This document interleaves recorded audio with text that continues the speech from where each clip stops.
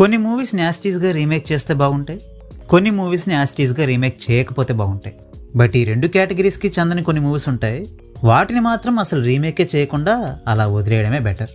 అలా రీమేక్ చేయకుండా వదిలేయాలి అన్న కేటగిరీకి చెందిన ముంబై పోలీస్ అనే ఒక మలయాళం మూవీని హంట్ అనే పేరుతో మన తెలుగులోకి రీమేక్ చేసి చెడగొట్టుకున్నాక ఇప్పుడు అదే తప్పుని హిందీ వాళ్ళు కూడా చేయడానికి ట్రై చేశారు. అండ్ చాలా వరకు ఆ విషయంలో సక్సెస్ అయ్యారు కూడా. రీమేక్ చేయకూడని సినిమాల జాబితాల్లో అసలు ఈ ముంబై పోలీస్ ఎందుకు వచ్చిందంటే, ముంబై పోలీస్ మూవీ 2015లో రిలీజ్ అయిన ఒక ఇన్వెస్టిగేటివ్ థ్రిల్లర్. ఆ మూవీలో చాలా ట్విస్ట్ అండ్ టర్న్స్ ఉంటాయి. అండ్ ఆ ట్విస్టులు కూడా ఆ మూవీ రిలీజ్ అయ్యే టైంకి చాలా యూనిక్గా అన్ప్రెడిక్టబుల్గా ఉండే విషయాలు కావడం వలన అప్పట్లో ఆ మూవీ వర్కౌట్ అయింది. ఆ మూవీ రిలీజ్ అయిన ఈ 10 ఏళ్లలో ఆ సినిమాకి సిమిలర్గా ఉండే కాన్సెప్ట్స్తో చాలా మూవీస్ వచ్చేయడం వలన ఇప్పుడు ఆ మూవీని రీమేక్ చేస్తే అదొక రొటీన్ థ్రిల్లర్లా ఉంటుంది తప్ప ఒక అన్ప్రెడిక్టబుల్ థ్రిల్లర్ని చూసామన్న ఫీలింగ్ ఏమాత్రం కలగదు. ఇది నా అభిప్రాయం మాత్రమే కాదు, ముంబై పోలీసులో హీరోగా యాక్ట్ చేసిన పృథ్వీరాజ్ గారు కూడా ఒకానొక ఇంటర్వ్యూలో ఇదే మాట చెప్పారు. అండ్ ఈ మూవీకి రీమేక్గా మన తెలుగులో వచ్చిన హంట్ మూవీ రిజల్ట్ కూడా ఆయన చెప్పింది నిజమనే ప్రూవ్ చేసింది. సరే, ఆ విషయం పక్కన పెట్టి ఈ దేవా మూవీని ఎలా తీశారు, ఒరిజినల్తో పోలిస్తే ఈ మూవీలో ఎలాంటి చేంజెస్ చేశారన్న విషయానికి వస్తే, ఒరిజినల్ వెర్షన్లో చాలా రిస్కీ కమ్ షాకింగ్ ఫ్యాక్టర్ లాంటి ఒక ట్విస్ట్ ఏమైతే ఉంటుందో ఆ ట్విస్ట్ని ఈ దేవా మూవీలోంచి తీసేయడం జరిగింది. ఇప్పుడు అలా చేయడం కరెక్టా రాంగా అని అడిగితే ఒక రకంగా చూస్తే అది కరెక్టే, but at the same time అది రాంగ్ కూడా.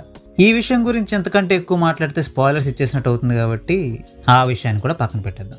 ఈ మూవీలో పూజా హెగ్డే ట్రాక్ని చాలా పేలవంగా చూపించారు. ఏదో అలా పాటల కోసం వచ్చిపోయే క్యారెక్టర్ అయితే ఆ ట్రాక్ని మనం పెద్దగా పట్టించుకోవాల్సిన అవసరం లేదు. కానీ హీరో ఒక క్రూషియల్ డిసిషన్ని తీసుకోవడానికి హీరోయిన్ కూడా ఒక రీజన్ అవుతుందని చూపించినప్పుడు హీరోయిన్కి మధ్య ఉండే బాండింగ్ని కూడా సరిగ్గా ఎస్టాబ్లిష్ చేయాలి కదా.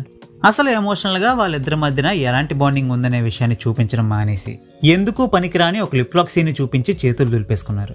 ఒరిజినల్ వెర్షన్లో హీరో ఎలాంటి వాడో అన్న విషయంపై క్లారిటీని మెయింటైన్ చేయడం వలన కొన్ని సందర్భాల్లో హీరో కొంచెం వేడ్గా బిహేవ్ చేసినా కూడా అది మనకి లాజికల్గా అనిపించదు. బట్ దేవా మూవీకి వచ్చేసరికి హీరో క్యారెక్టర్ని సరిగ్గా ఎస్టాబ్లిష్ చేయలేదు. అండ్ తను తీసుకునే డెసిషన్స్లో చాలా వాటికి సరైన రీజనింగ్ కూడా కనబడదు. ఇక ఈ మూవీలో ఉన్న పాజిటివ్స్ గురించి చెప్పాలంటే, షాహిద్ కపూర్ యాక్టింగ్ బాగుంది. ఫస్ట్ హాఫ్తో పోల్చుకుంటే సెకండ్ హాఫ్ కొంచెం బెటర్గా ఉంది, అంతే. ఈ రెండు విషయాలు తప్పితే ఈ మూవీ గురించి పాజిటివ్గా చెప్పుకోదగ్గ విషయాలు ఏమీ లేవు.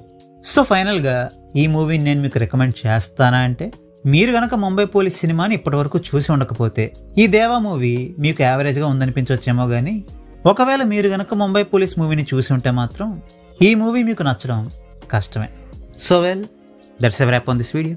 ఈ వీడియో మీకు నచ్చితే వీడియోని లైక్ చేయండి. మరిన్ని మూవీ రివ్యూస్ కోసం ఛానల్కి సబ్స్క్రైబ్ చేసుకోండి. We will meet you next video. Thanks for watching.